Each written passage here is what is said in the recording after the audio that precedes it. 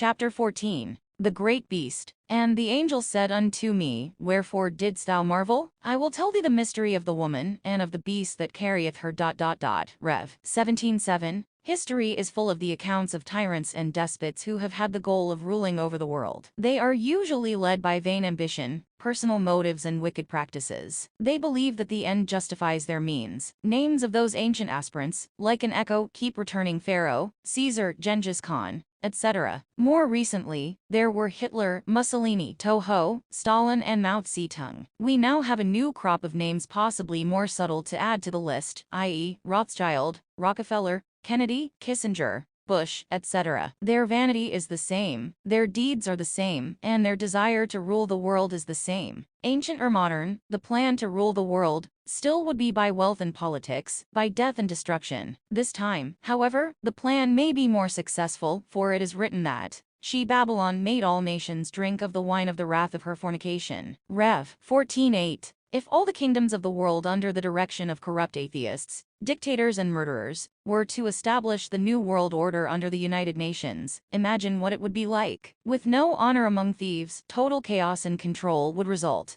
Our society today is a sorrowful catalogue of all that the kingdom of Satan represents. We are plagued by drugs, fraud, rape, robbery, and murder. Even back as far as 1973, facts show that over 8 million babies were killed by legal abortion. Homosexuality is commonplace. Our schools have tossed out the Bible, prayer, God, and the Ten Commandments. The majority of all major crimes are being committed by youth under 21. The international bankers and oil barons create and control inflation, depression, shortages, and even wars. There is nothing they won't do to satisfy their greed. Our prisons, mental institutions, and hospitals are all overcrowded. We truly live in a sick society. Wilford Woodruff predicted, "The day is not far distant when nation will rise against nation, and kingdom against kingdom, and state against state. And there will be sorrow such as never was among men." Watch the signs of the times, for we are living in an important age. The prophecies relating to our time are rolling in upon us. Are we prepared to meet them? It is important for men and angels to note the events of this age. We live in the commencement of a new era of the dealings of God with the world. The earth has been under the dominion of the devil almost from its creation. But in our day the Lord has set up his kingdom, never to be destroyed. JD 6:120. We do little or nothing to clean up political traitors, bribery, vast indebtedness, cover-ups, and corruption. Today the house of God sits on a slumbering, smoking volcano. This corrupt condition was mentioned by Daniel when he spoke of mixing clay with iron. See Dan 2:43. Nebuchadnezzar's dream. Kingdoms.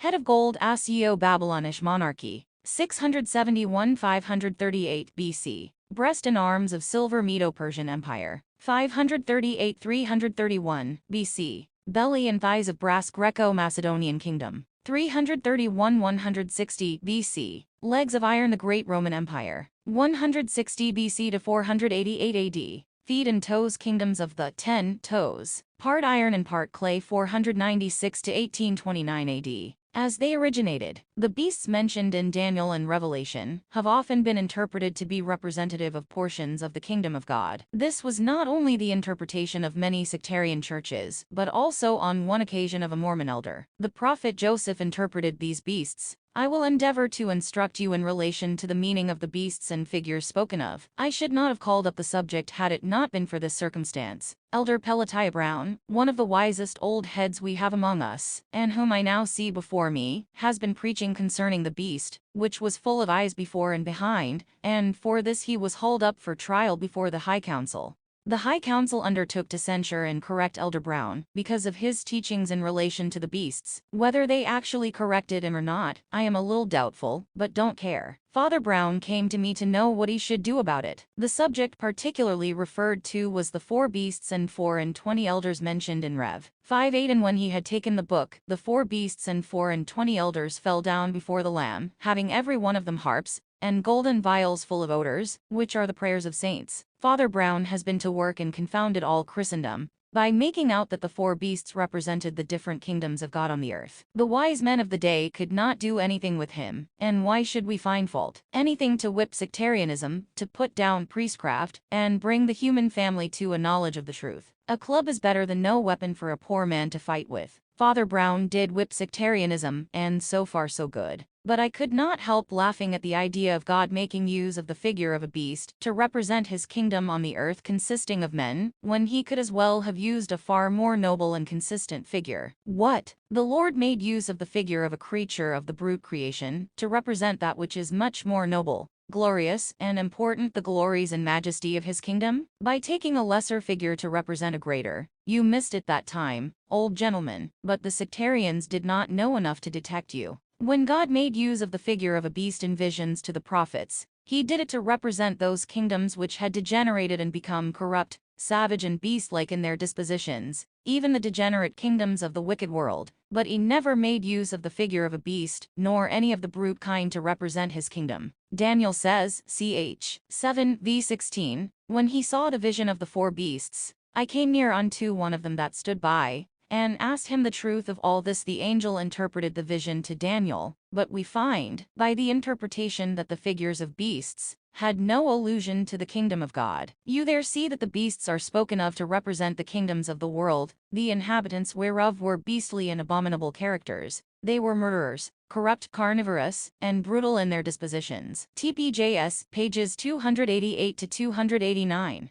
So, according to Joseph Smith, the interpretation of beasts in the visions of Daniel and John should not be pointed in our direction. Instead, they refer to corrupt governments of the world. But in addition to the smaller beasts, there is to be one great beast which will overshadow all the others. It was to be composed of the melting together of all the others. This would be the last great kingdom on earth to meet in a final contest with the kingdom of God. So where and when does this great beast come forth in the last days? The answer lies in those who claim the power, authority, means, and wisdom to rule the whole world. The first embryo of that worldly organization was introduced as the League of Nations by members of a combination of men who were both public and private. Those who were hidden held the power and control, and were the most dangerous. By definition, the League of Nations is the international body for the promotion of peace, security, and cooperation among all the nations of the world, and between individual member states. New Modern Enc., page 588. It was organized January 10, 1920, but never reached full steam. It gradually faded by the wayside without the full support of the nations that did not trust the overreaching powers that could easily destroy their nation's sovereignty and rights. But the death of one monster did not prevent the birth of another. Like a phoenix from the ashes came the United Nations. It was born with all the ugly features of a savage, corrupt, murderous beast. Although these characteristics did not show on its outward appearance, they were nevertheless hidden in its heart and mind. The banners of worldwide understanding, goodwill, unity, and our last best hope for peace were marvelous labels, but even a bomb can be deceitfully wrapped with cheerful paper and colored ribbons. And this was certainly the case with the Organization of the United Nations. This beast was born January 22, 1942, and on June 26,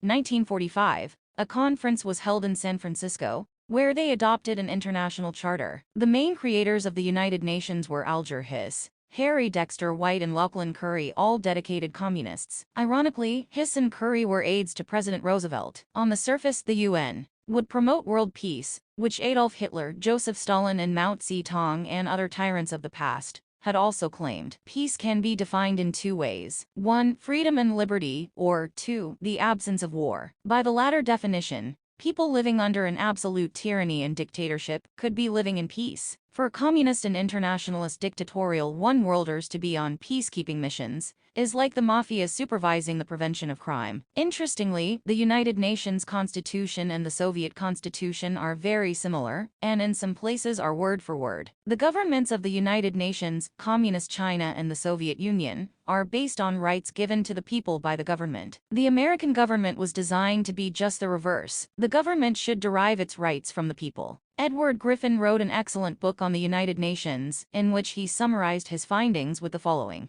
I challenge the illusion that the UN is an instrument of peace.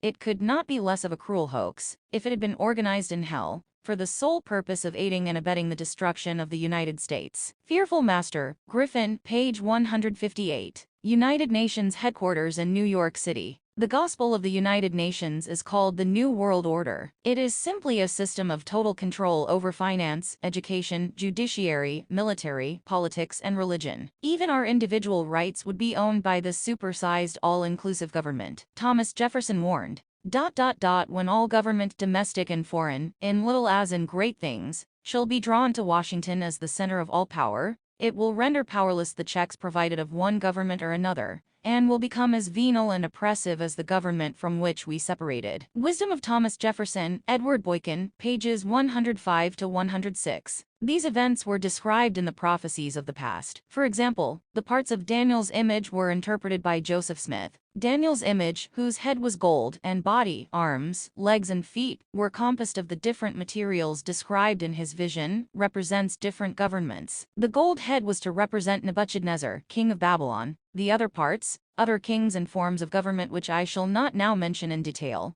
but confine my remarks more particularly to the feet of the image. The policy of the wicked spirit is to separate what God has joined together, and unite what he has separated, which the devil has succeeded in doing to admiration in the present society, which is like unto iron and clay. TPJS, page 103. This great new world order has not only been conceived and approved, but it has been nursed and nourished with the riches from America. It has been said the Lord saved some of his greatest spirits for the last days. Undoubtedly, the devil has done the same thing. These two powerful factions have created two super and opposing governments, the kingdoms of Christ and the Antichrist. Unfortunately, the kingdom of God has been growing weaker, while the kingdoms of the world are growing stronger. It is similar to the contrast of power between David and Goliath, only on a much larger scale. But the day will come when there will be a battle between these two and the Antichrist will finally be destroyed. The goal of a conspiracy is to cleverly turn people's minds from one thing to another, without their even knowing it. It is to convince people that black is white and vice versa, but to change people's ideals pertaining to religion, government, morals and correct principles is not easy.